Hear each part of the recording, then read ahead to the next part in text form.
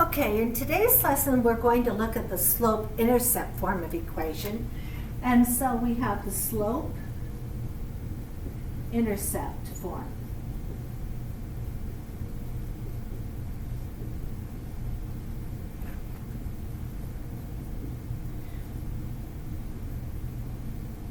When we were using x and y intercepts to be able to graph an equation of a line, that form of equation was standard form equation, and it was like this: 2x plus 3y equals 6. This is standard form. And your standard form equation is really nice to use for doing slope intercept form of equations. But not slope intercept, but for graphing with x and y intercepts.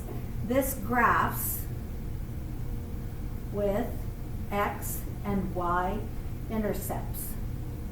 That was the easy way to graph that particular form of equation. Today we're going to look at graphing using a slope intercept form equation. A slope intercept form equation is of the form y equals mx plus b. Now remember from our last lesson, what did m represent? M represented the slope. So this is the slope, and b is your y-intercept. Remember back to one of the first lessons we did on this, a y-intercept would be an ordered pair like 0 and then a number. Well, in this case, the number is b. The sign here, add or subtract. If it's subtract, your b is a minus. If it's positive, it's plus. So we get this from our slope and our y-intercept, which gives the name of this equation as a slope-intercept form of equation. So what happens here? Well, first of all, let's use an equation and graph it. Y equals, let's go 2/3 x plus 2. Okay, so how do we do this? Well, number one, you graph the y-intercept. Okay, then number two, from the y-intercept,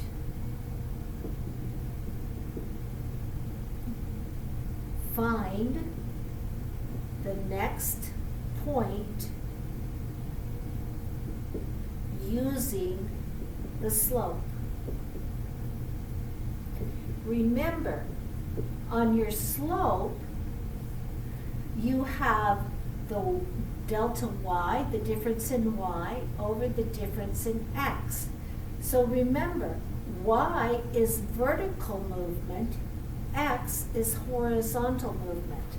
We often call this rise over run. In other words, vertical over horizontal. But you don't always go up. Sometimes you actually go down, which is why I do the up or down arrow, because it could be either or. So let's do one that can help us. So right now, let's get our graph here.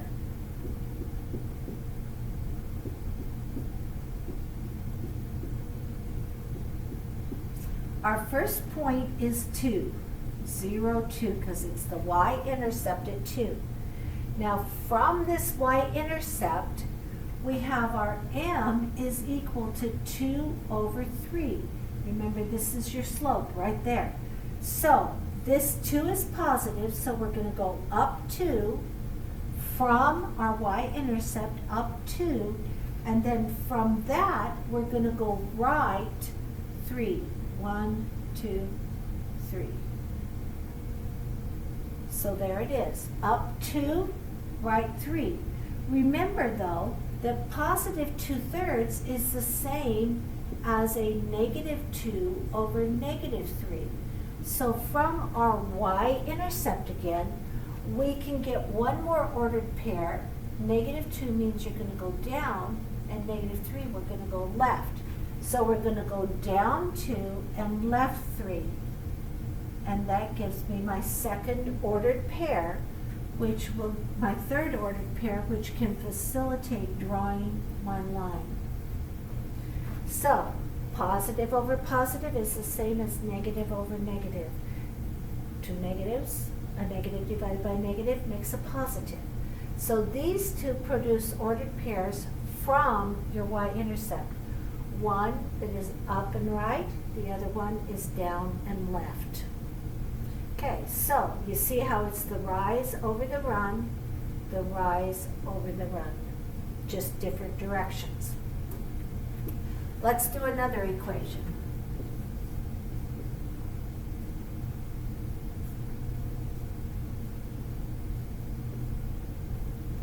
Okay, so here we are. This is your y-intercept, so your y-intercept is going to be 0, -2, if we want to write it in ordered pair. Our m, or our slope, which is this right here, is equal to -1 over 3, which means we're going to go down 1 and right 3. Or our third point we're going to do, this is the same as 1 over -3. It's still negative whether my negative's on top or on bottom. So this then would be up and left 3. Okay, so now let's plot both my y-intercept first, then my second ordered pair using the exact slope that was given, and my third ordered pair using the equivalent slope from there. So let's go ahead and get this done. Okay, so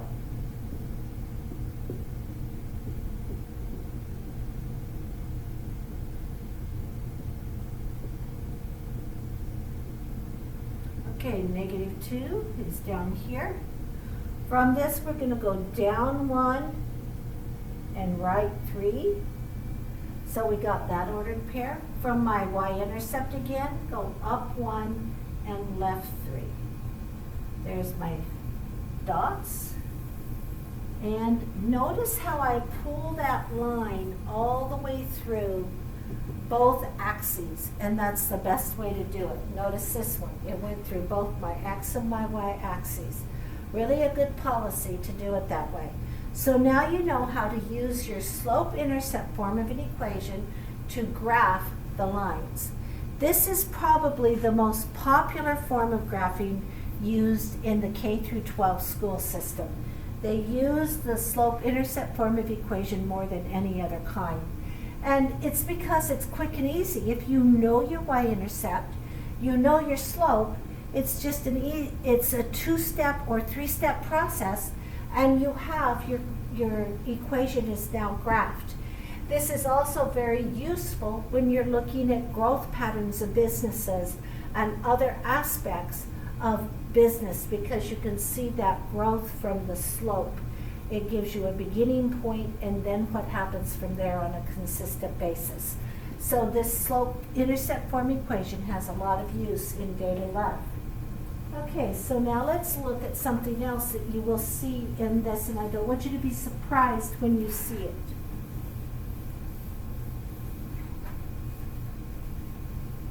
You're going to see a couple of these.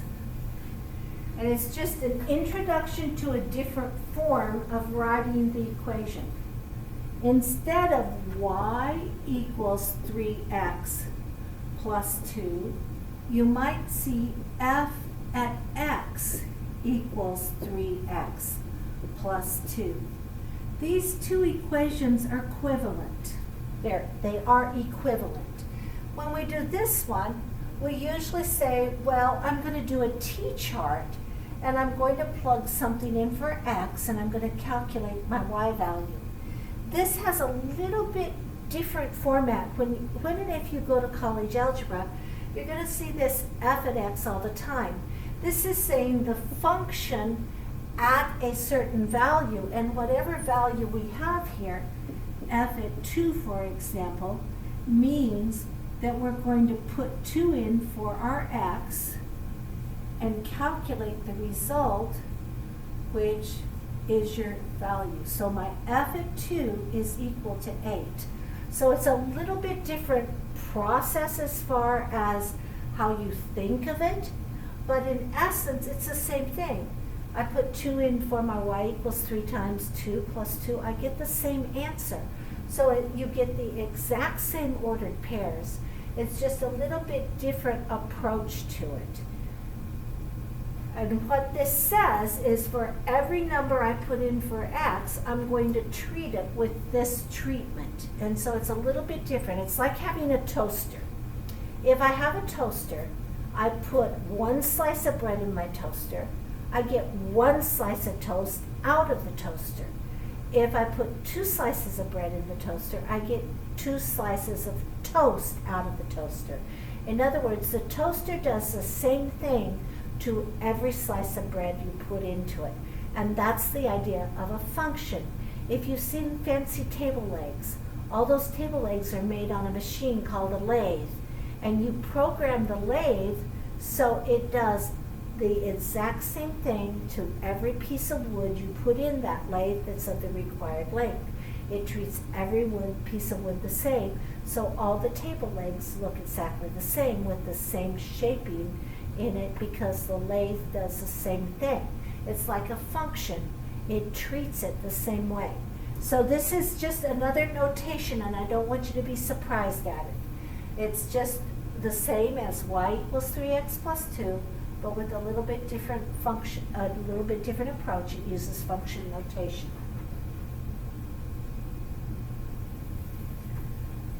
Okay. What if you have something like y equals -2 or x equals 3? What's happening here? Well, first of all, this says that every y value of your ordered pair has to be a -2. So in my t-chart, all my y values have to be the exact same number. My x values can be any number I choose them to be. So I like to choose numbers real close to 0. So I chose -1, 0, and 1. If I graph this on your xy, what's going to happen here? Well, -1, -2, 0, -2, 1, -2. This makes a horizontal line that goes through the y value on the y-axis of -2. And do you remember what kind of slope a horizontal line has? A horizontal line has a slope of 0. So if I have y equals some number, I have a slope of 0, and I end up with a horizontal line. Now, if I have x equals some number, it's very much the same way. Again, in my t-chart, I have an x and a y. All of my x's have to be the same number now because it says that x is equal to 3. That means every single ordered pair has to have 3 in the x position. Now my y again can be anything I choose it to be, and when I graph it, again, guess what happens?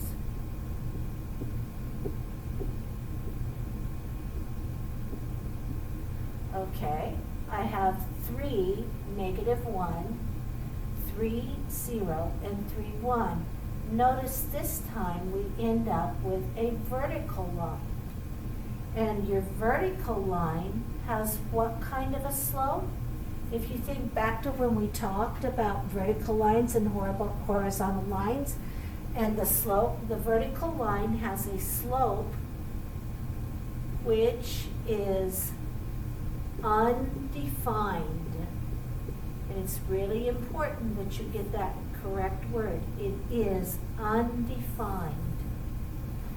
So, this is what we know. When we have a y equal a -2, produces a horizontal line with a slope of 0, and x equal to a number, in this case 3, produces a vertical line with an undefined slope. So those are really important things. Now, a couple more things to look at. What happens if I have x minus 1 equals 0? Well, I only have one variable. So again, you're going to solve for that x, and you're going to end up with x equals 1. Now, which kind of line is that going to produce? Well, it's going to produce a vertical line going through the x value of positive 1 with an undefined slope. If I did the same thing with a y, one variable, solve for it, and I end up with y equals negative 2. Again, the same thing. One variable equal to a number, it's the y variable.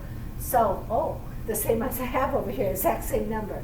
So we would end up with this case here. So it's really easy to do this when we solve for the x or the y when you have one variable only instead of two.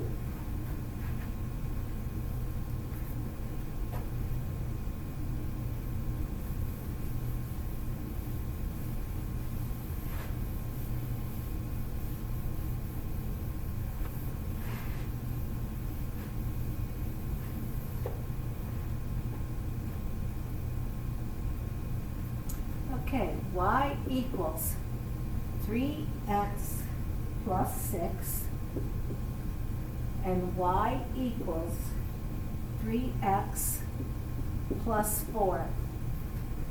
Now, we can look at this in two ways. They want us to tell what kind of lines these are. Remember when we talked about the lines in the last lesson? You have parallel lines. You have perpendicular lines, or you have neither. Neither parallel nor perpendicular. Those symbols mean parallel, perpendicular. So, when we looked at it in the last lesson, we looked at it from the slope. If the slopes were the same, they were parallel. If they were opposite reciprocals, they were perpendicular. If they were neither of those two, then they were neither parallel nor perpendicular. So remember, this is in y equals mx plus b. What is the slope? My slope is right here. So my first line has an m equal to 3. My second line has an m equal to 3. Those slopes are the same. So what are they? These are parallel lines. On your assignment, though, they are going to ask you to graph these two lines on the same XY chart. So let's do that so you can see that.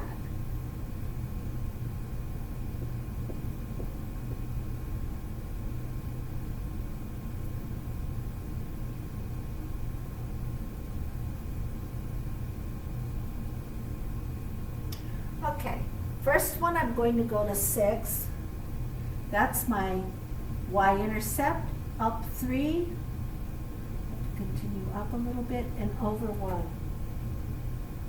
Okay, now I'm going to go down 3 and left 1 to get my third dot. And this gives me that line there, okay?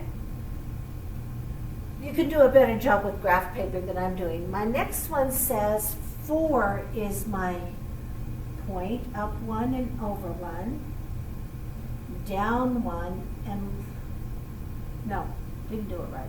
Up 3, 1, 2, 3 and over 1, down 3 and left 1.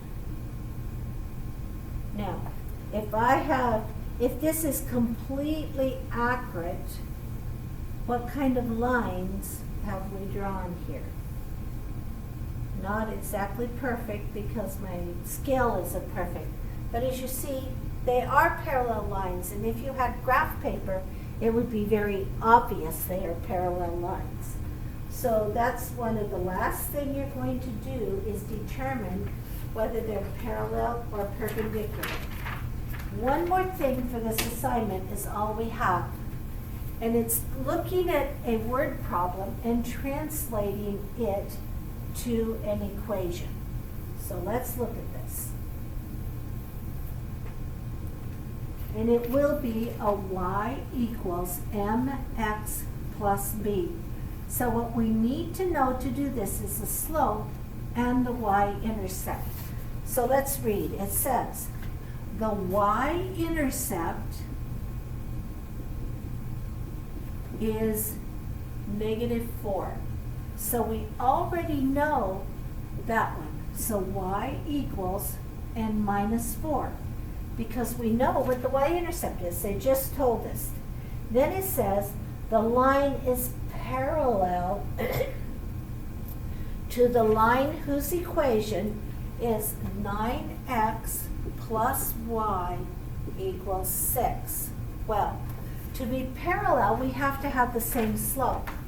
But in this case, our equation is not yet in slope-intercept form equation.